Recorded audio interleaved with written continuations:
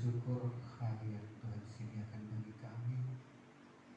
Seberapa terbatasnya pun kami, tapi kami tetap bersyukur karena masih ada kesempatan untuk kami. Dan oleh karena itu Tuhan, mari isi hati kami supaya kami bertemu dengan firman Tuhan dan kami kuat di dalam hidup kami sehari-hari. Mari berfirmanlah, kami siap mendengarkan. Dalam nama Tuhan Yesus kami berdoa. Haleluya. Amin. Puji Tuhan.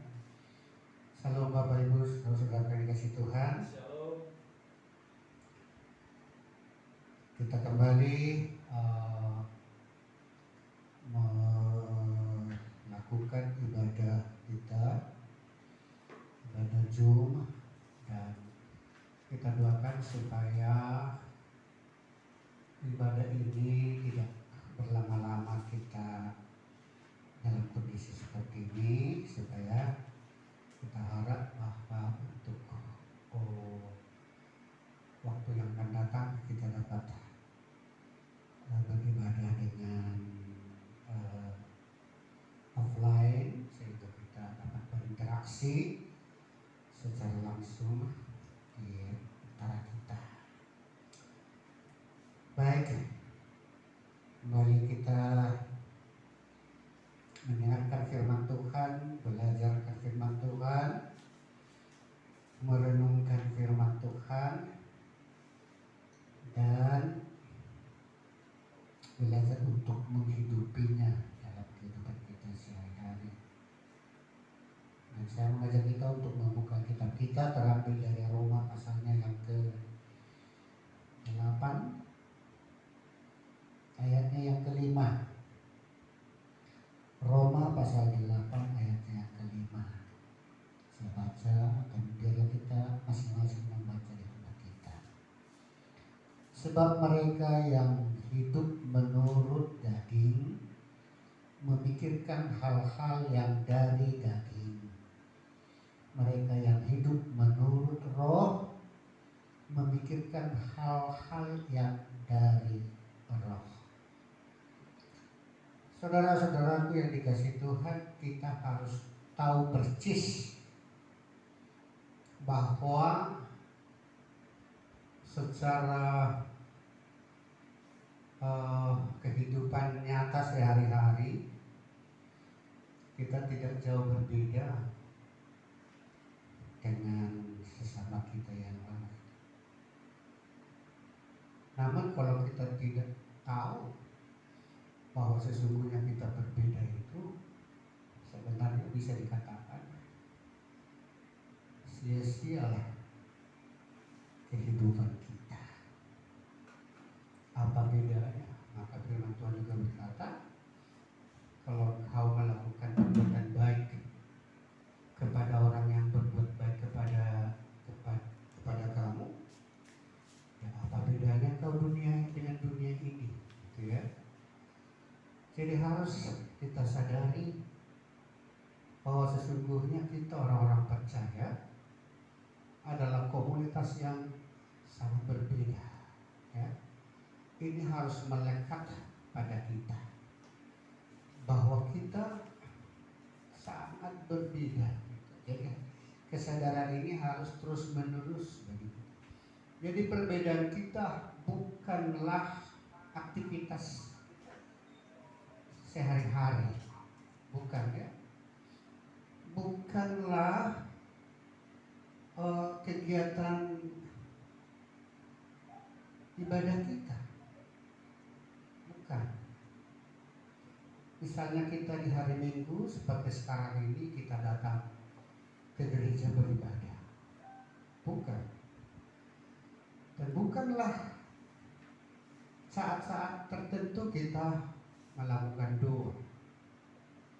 Tapi perbedaan itu sesungguhnya adalah dalam keseluruhan kehidupan kita. Seluruh keberadaan kita, tindak tanduk kita, peranan kita di tengah-tengah kehidupan sehari-hari sangat berbeda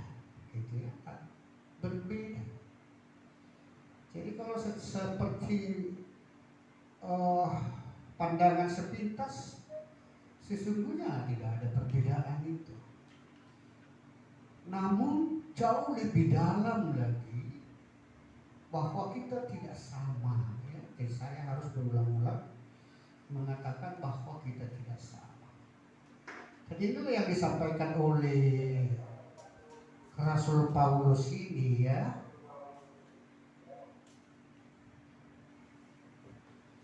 Ya.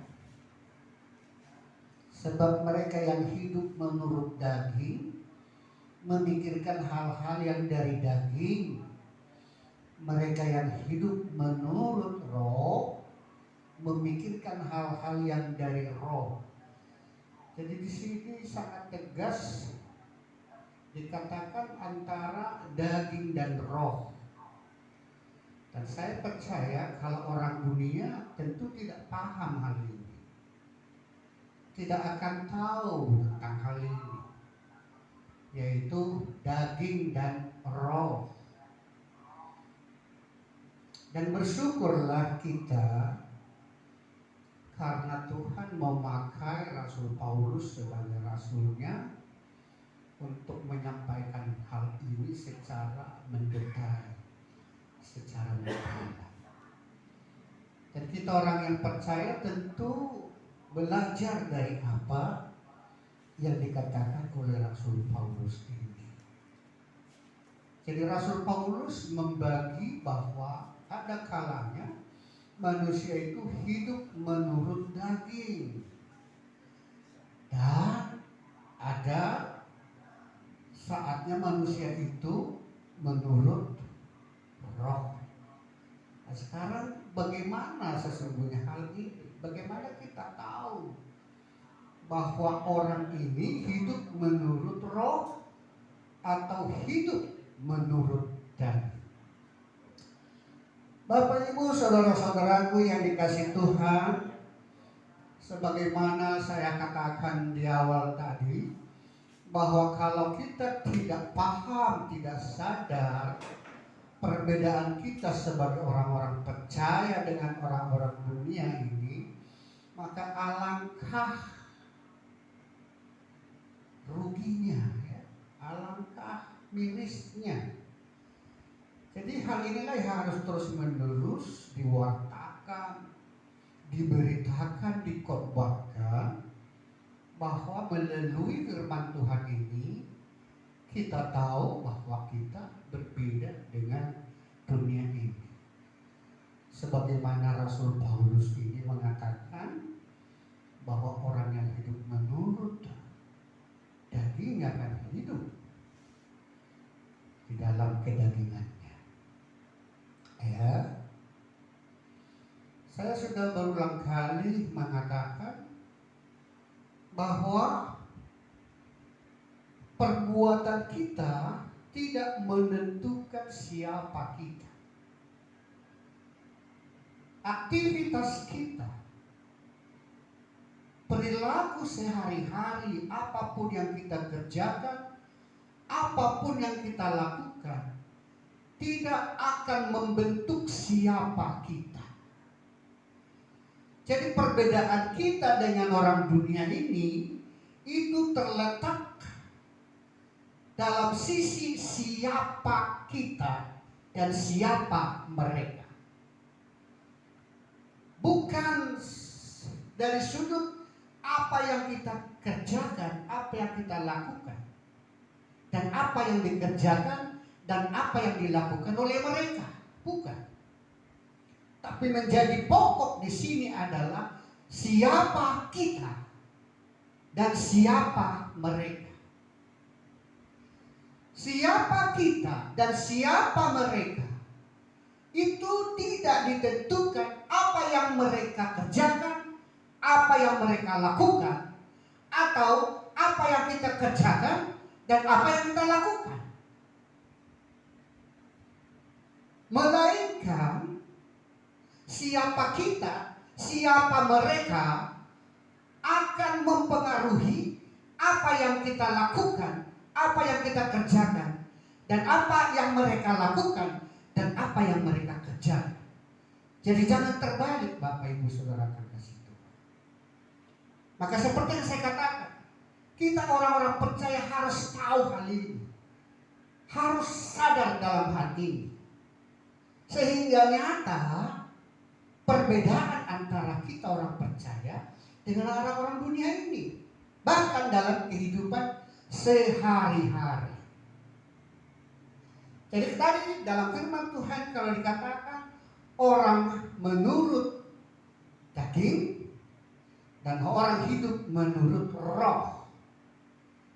Nah, sekarang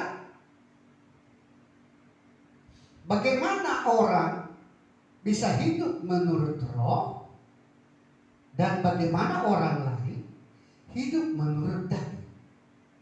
Ini sangat ditentukan oleh siapa mereka.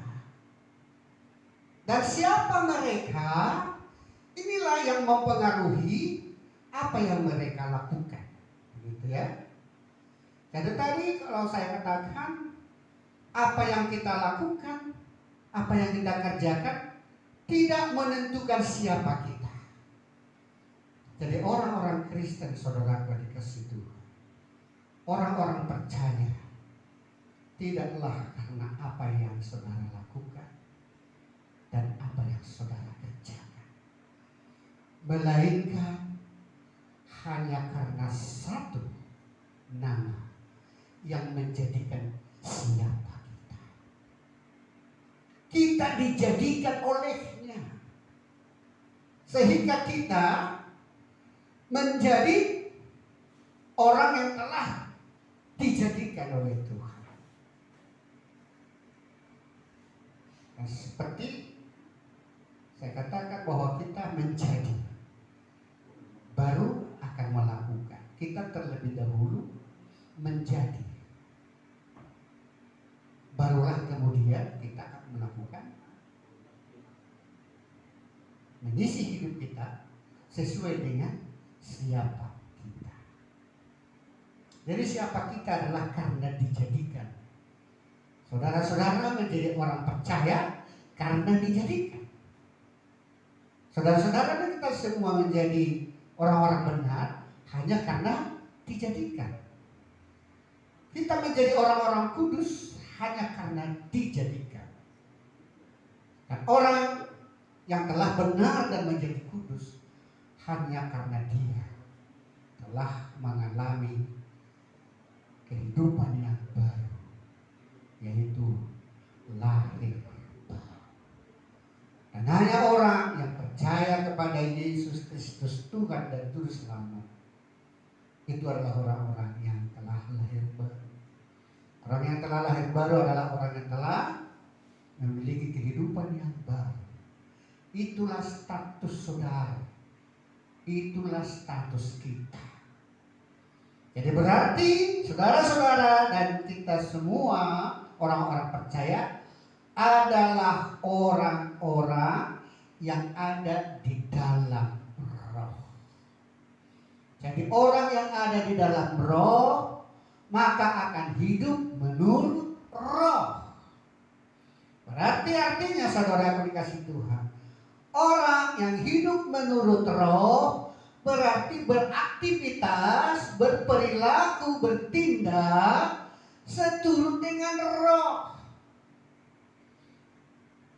Dan orang yang hidup menurut roh itu sangat ditentukan jika orang itu hidup di dalam roh.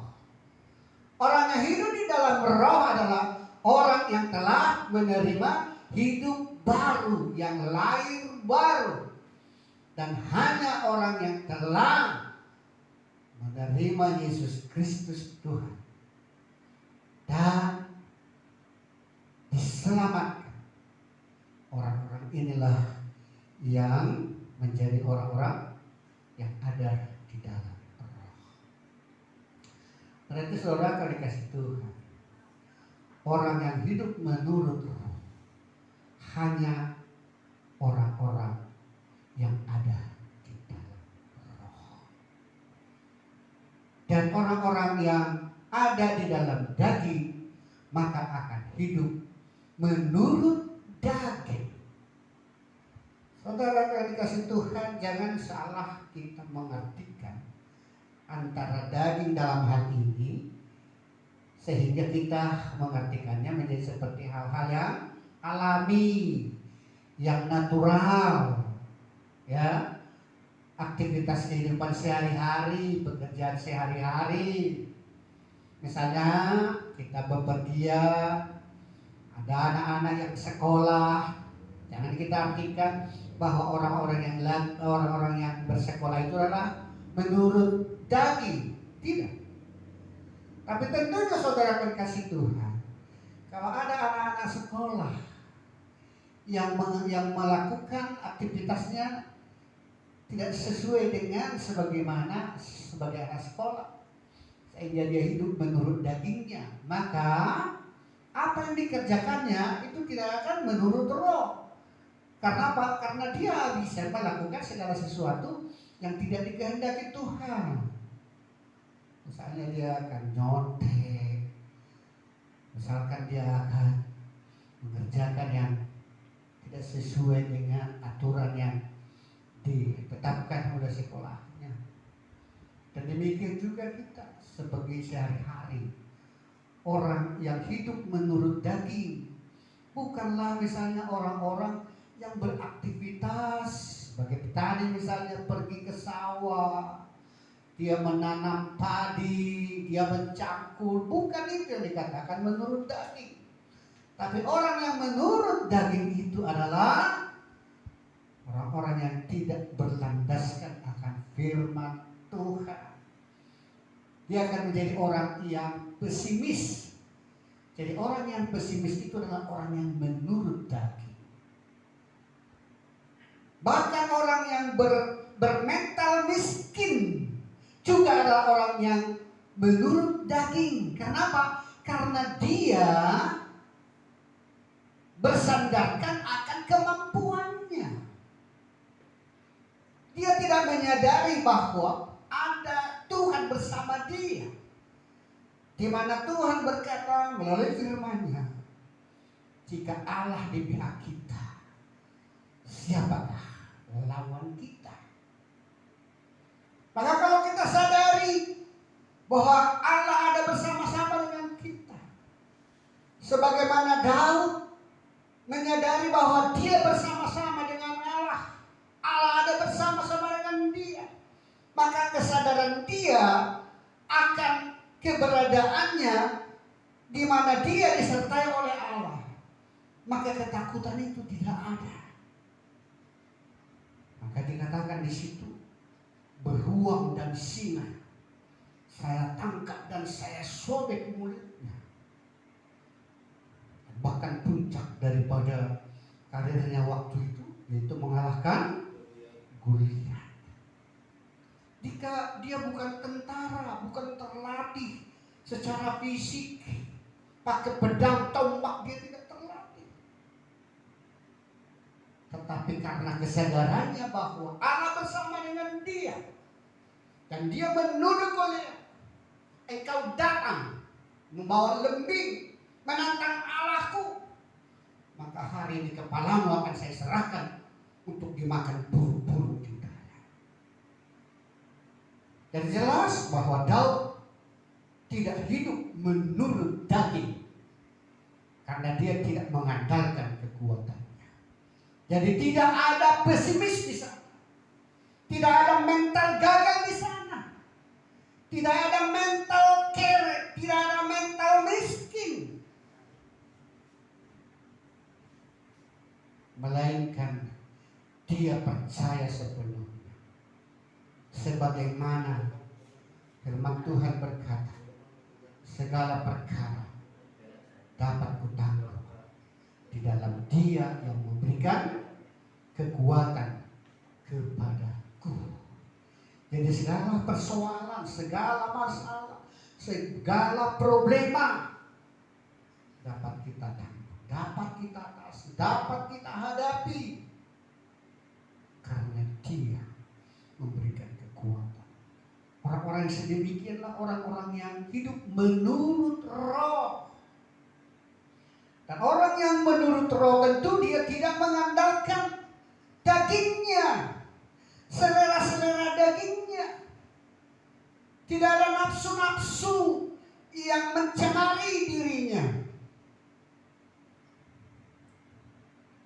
Kalau dikatakan makanan halal dan haram, itu tidak ditentukan jenis makanan itu, tetapi sangat berkaitan porsinya.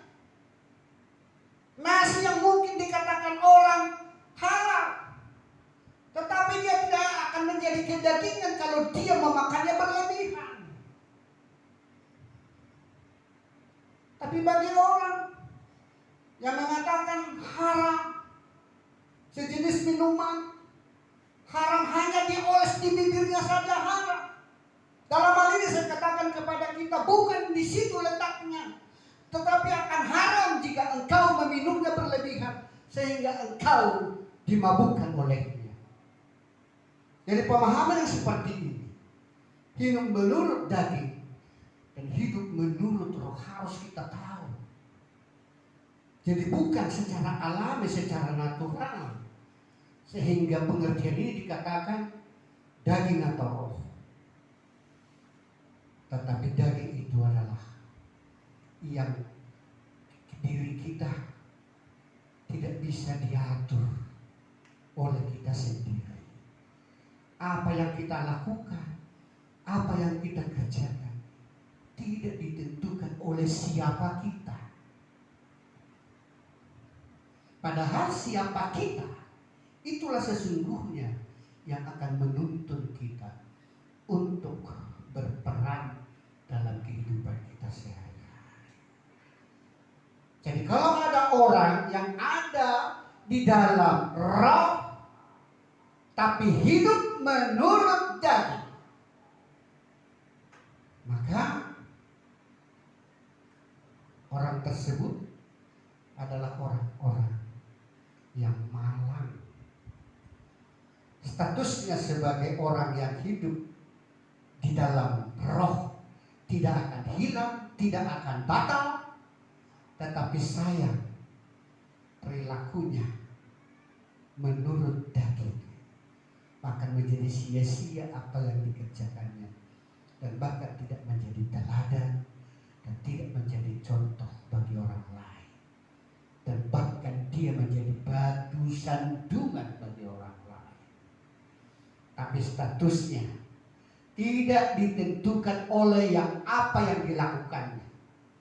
Sekali lagi saya katakan dengan tegas kepada kita, perilaku kita tidak menentukan status kita. Kalau ini yang menjadi dasar keyakinan kita, maka sayang kita tidak jauh berbeda dengan orang dunia ini. Itulah yang harus kita syukuri, bahwa kita telah memiliki juru selamat. Harus berbeda. Kita adalah orang-orang yang telah memiliki sang juru selamat. Jangan kita sia-siakan. Kita harus berbeda dengan dunia ini. Tapi saudara yang dikasih Tuhan, kalau saya katakan bahwa perilaku kita dan perbuatan kita tidak menentukan status kita, tidak membatalkan status kita. Namun saudara dikasih Tuhan, firman Tuhan mengajarkan agar kita tidaklah serupa dengan dunia. Jadi kalau kita adalah orang-orang yang sudah hidup di dalam roh, maka marilah kita hidup menurut roh. Amin. Sehingga dengan demikian kita menjadi teladan, menjadi contoh, panutan di tengah-tengah masyarakat dimanapun kita berada. Sekarang apakah ada orang yang hidup di dalam daging tapi hidup menurut roh?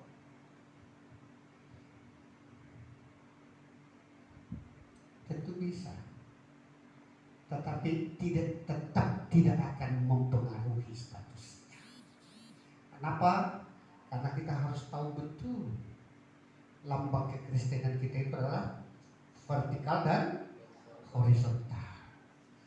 Horizontal ini tidak akan mempengaruhi vertikalnya. Justru yang vertikal inilah yang mempengaruhi horizontal. Jadi kalau kita hidup setelah rekonsiliasi kita dengan Tuhan kita, maka inilah yang membawa kita untuk eksis dalam kehidupan horizontal kita. Sekarang kalau dibalik orang yang hidup menurut daging, hidup di dalam daging, tapi hidup menurut roh, ini yang dikatakan adalah nilai-nilai kebaikan dunia ini. Sehingga kalau saya mengistilahkan inilah dikatakan kearifan lokal, ya, kearifan lokal. Sehingga saudara kasih Tuhan, kalau orang yang hidup dalam daging, tapi di dalam kehidupan sehari-harinya dia nampak nilai-nilai kebaikan itu, sebagaimana sebagian bisa kita saksikan di Indonesia ini. Kalau dulu saya mengatakan bahwa orang yang hidup di dalam Kristus dengan orang yang hidup di luar Kristus, kalau memang benar-benar mereka sejati hidup di dalam Kristus dan sejati hidup di luar Kristus, maka posisi mereka harus 180 derajat. Dan itu ada di tengah-tengah bangsa kita itu yang lebih sejatinya. Orang yang lebih sejatinya dengan orang yang lebih sejati di sini, maka akan kelihatan dia itu derajatnya itu atau sudutnya itu mungkin hampir-hampir 180, walaupun belum persis 180. Tapi mengapa di Indonesia ini dia tidak 180? Berarti orang yang hidup di luar Kristus namun dia belum sejati. Karena apa? Karena dipengaruhi oleh kearifan lokal. Itulah yang terjadi di Indonesia ini. Dan banyak masyarakat Indonesia ini yang masih dipengaruhi oleh kearifan lokal. Apa itu? Budaya setempat, Nusantara. Inilah yang mengakibatkan sehingga tidak terjadi kontradiktif yang sangat nyata itu. Dan sebaliknya, orang-orang yang hidup di dalam Kristus tetapi masih dicemari oleh ajaran-ajaran yang lain, yang masih mengandalkan hukum-hukum dengan segala peraturan, sehingga ini mempengaruhi sudutnya, sehingga mereka tidak menjadi orang Kristen yang sejati. Ya, oleh karena itu saudara kasih Tuhan, biarlah kita melalui firman Tuhan ini kita mengajar supaya kita yang hidup di dalam roh, maka marilah kita hidup menurut roh. Ya. Hidup di dalam roh adalah status kita, dan hidup menurut roh adalah peranan kita sehari-hari berdasarkan status kita. Ya. Jadi sekali lagi saya katakan bahwa kekristenan ini tidaklah hanya karena dilihat dari apa yang kita lakukan. Kita yang rajin ke gereja, kita yang rajin beribadah, kita yang rajin pistol, berdoa, baca firman. Bukan di situ letak kunci yang terutama, tapi bagaimana kita di segenap kehidupan kita sehari-hari, yaitu kita hidup menurut roh, berdasarkan karena kita hidup di dalam roh. Amin. Oleh karena itu, saudara yang dikasihi Tuhan,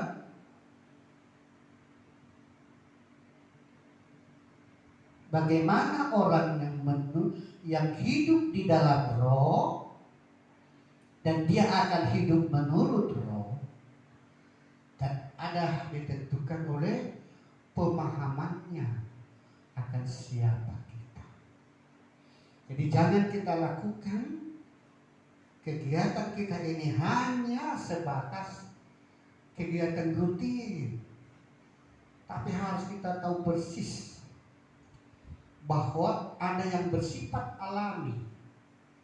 Itu yang perlu dikerjakan oleh kita bersama-sama dengan mereka.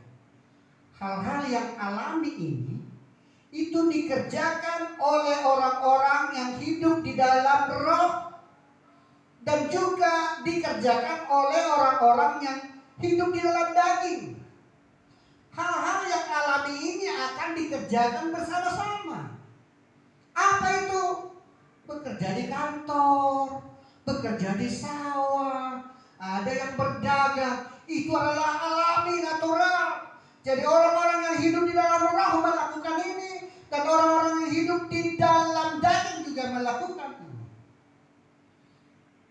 Tetapi ada hal-hal yang adikodrati, saudaraku dikasih Tuhan.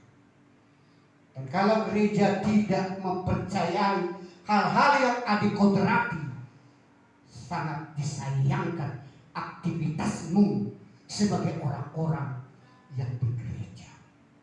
Apakah engkau pendeta, apakah engkau majelis, tapi kalau hal-hal yang adikodrati engkau tidak menerimanya, maka engkau adalah hanya lembaga-lembaga dunia ini yang memiliki peranan-peranan rohani, tapi rohani yang kosong. Kenapa? Karena firman Tuhan berkata, pencuri datang hanya untuk mencuri, membunuh, dan membinasakan. Tapi Yesus berkata, aku datang untuk memberi hidup dan hidup berkelimpahan. Ada dua. Dan bahkan di dalam nyanyian anak-anak pun sering dikatakan hanya ada dua jalan. Adikodrati datangnya dari Tuhan, yang vertikalnya itu. Tapi kalau gereja tidak menerima hal adikodrati, maka gereja menjadi lembaga dunia ini. Yang kalau kita perhatikan sekarang, tidak bisa dipungkiri bahwa itu banyak terjadi. Kita saksikan akhir-akhir ini. Banyak gereja, banyak pendeta, banyak majelis, banyak orang-orang yang beragama tidak menerima dan tidak mempercayai hal-hal yang adikodrati. Sehingga banyak komentar-komentar yang miring tentang berbahasa roh, tentang kesembuhan ilahi. Mereka tidak mempercayai. Mereka mengomentari miring orang-orang yang berjumpa dengan Yesus. Ada kesaksian-kesaksian yang mengatakan, saya ditemui oleh Yesus. Pada saat saya berdoa, dia datang. Pada saat saya ada di satu tempat, dia datang. Ternyata banyak gereja yang skeptis dalam hal ini. Hal-hal yang adikodrati mereka tidak percayai. Sekarang saudara akan kasih Tuhan, kalau firman Tuhan ini menjadi pegangan kita, pencuri datang mencuri, membunuh, dan binasa. Tapi aku datang memberi hidup berkelimpahan. Kalau ada kesaksian seseorang yang mengatakan bahwa dia ditemui, dijumpai oleh Yesus, tentu buahnya sebagai follow up-nya, sebagai lanjutan, harus kita lihat. Apakah yang datang menemui ini adalah pencuri, pembunuh, pembinasa, atau sebaliknya adalah sang pemberi hidup itu? Karena tidak ada yang lain. Karena ini berbicara tentang hal adikodrati. Tapi kalau secara natural alami, yang bisa menjumpai seseorang adalah bisa saja tetangganya. Amin. Itu yang natural. Seperti misalnya film-film apa tuh? Romeo dan Juliet. Yang datang ke kamarnya si Juliet siapa? Romeo. Itu natural. Karena itu dagingnya. Yang datang itu bersifat daging. Wakuncar kalau kata muda-mudi. Wajib kunjung pacar. Itu adalah hal yang alami. Ya. Tapi hal yang ada kodrati ada dua. Pencuri, pembunuh, dan pembinasa. Dan satu lagi, sang pemberi hidup. Pertanyaannya, siapa yang datang menjumpai orang-orang yang bersaksi ini? Apakah sang pembunuh, pembinasa? Atau sebaliknya dari sang pemberi hidup? Sekarang mari kita lihat bagaimana kehidupan mereka. Yang dikatakan sekarang banyak murtadin. Tapi banyak gereja-gereja tua yang skeptis dalam hal ini. Menjadikan gereja ini menjadi lembaga mati. Organisasi biasa saja. Bisa menjadi sebuah partai barangkali. Atau paguyuban. Jangan berubah. Gereja menjadi paguyuban. Gereja itu adalah organisme. Kehidupan ada di sana. Saya mau sampaikan hal ini supaya aktivitas gereja ini tidak menjadi aktivitas yang sia-sia. Karena berbicara adikodrati. Kita dengan Tuhan itu hal-hal yang adikodrati, yang tentu tidak terlepas dari hal-hal yang alami. Dia juga menyertai kita di dalam aktivitas natural, aktivitas yang alami. Tapi hendaknya kita juga mempercayai hal-hal yang adikodrati itu. Misalnya kesembuhan yang ilahi, ya tanda-tanda mujizat, tanda-tanda heran. Bagaimana pertobatan seseorang.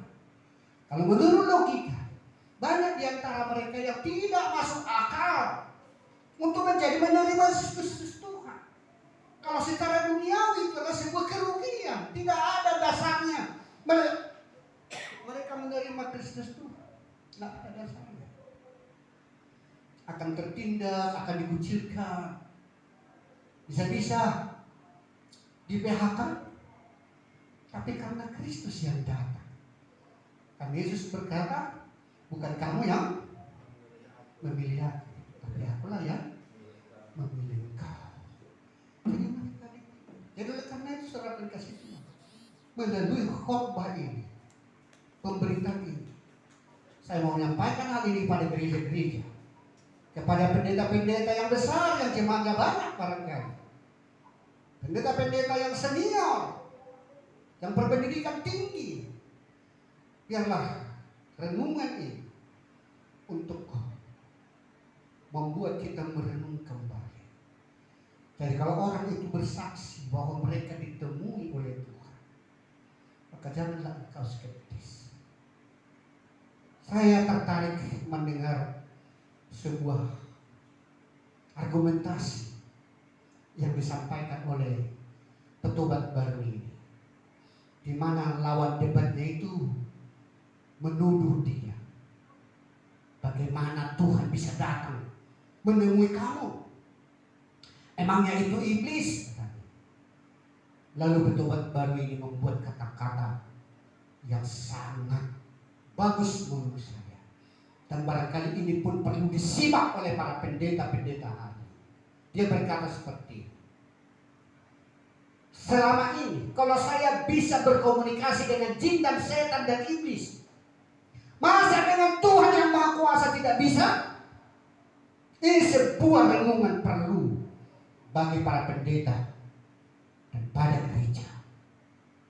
Masa iblis bisa datang menemui seseorang dan bahkan melakukan hal-hal yang adikodrati, yang bisa melalui dukun misalnya.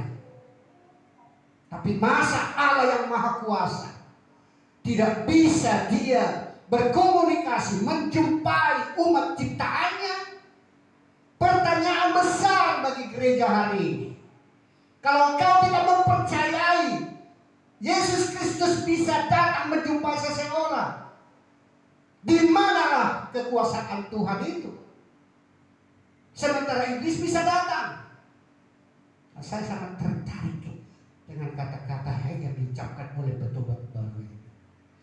Jadi biarlah melalui renungan ini kita semua hamba-hamba Tuhan, gereja-gereja yang walaupun engkau tidak mengalami seperti apa yang dialami oleh mereka, tetapi janganlah karena engkau tidak mengalaminya sehingga engkau tidak mempercayai. Kenapa? Biarlah kita belajar dari Sadrak, Mesak, Abednego. Apa kata mereka? Sekalipun Allah kami tidak melepaskan kami dari api ini, namun kami tetap percaya kepadanya.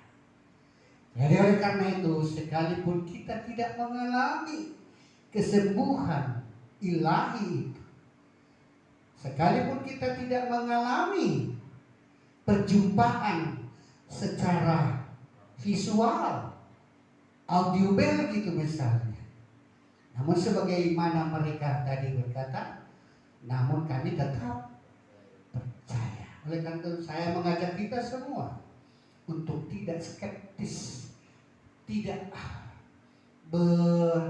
mementar miring, tapi syukurilah.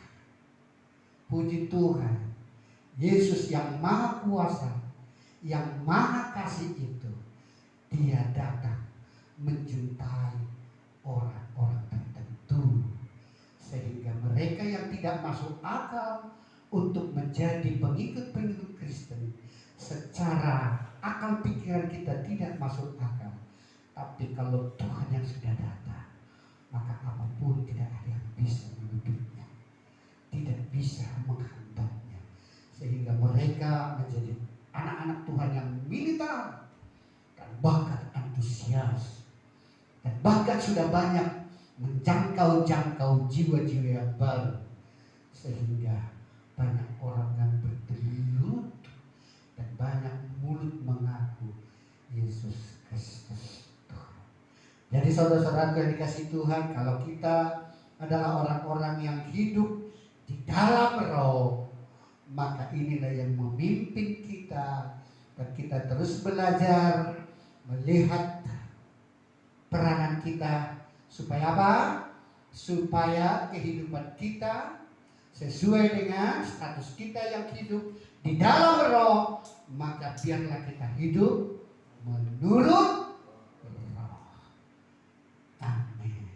Hari ini bukan kepala, kami bersyukur di siang hari ini Tuhan, Engkau telah berbicara kepada kami, sehingga kami tidak bimbang, tidak ragu, dan kebenaran firman-Mu diungkapkan hari ini kepada kami, bahwa kami kenal, kami hidup secara alami, yang melakukan aktivitas secara alami di dalam kehidupan kami sehari-hari, tetapi kami tidaklah hidup menurut daging, karena kami sadari bahwa kami hidup di dalam Roh, maka kami terus mau menghidupi sebagaimana kami hidup menurut Roh, yaitu kami tidak gampang depresi, kami tidak skeptis, kami tidak bermental miskin, kami tidak gampang tersinggung, kami tidak gampang menyerah,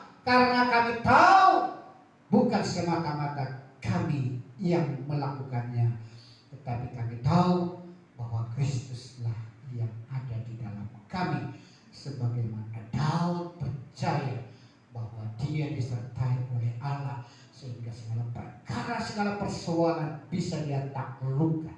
Dan oleh karena itu Tuhan, biarlah untuk semua jemaat-Mu dimanapun mereka berada, bahkan orang-orang percaya, supaya mereka hidup menurut Roh, tidak mengandalkan kekuatannya, tidak mengandalkan pikirannya, tetapi dia sepenuhnya percaya bahwa Yesus Kristus ada di dalam setiap kami, dan kesadaran inilah yang akan membuah-buahkan, yang menjadikan kami menjadi teladan, menjadi contoh bagi orang lain. Terima kasih Tuhan, firman-Mu telah disampaikan, biarlah firman Tuhan tinggal tetap dalam hati kami. Dalam nama Tuhan Yesus kami telah berdoa dan mengucap syukur. Mari yang percaya kita bersama-sama katakan amin.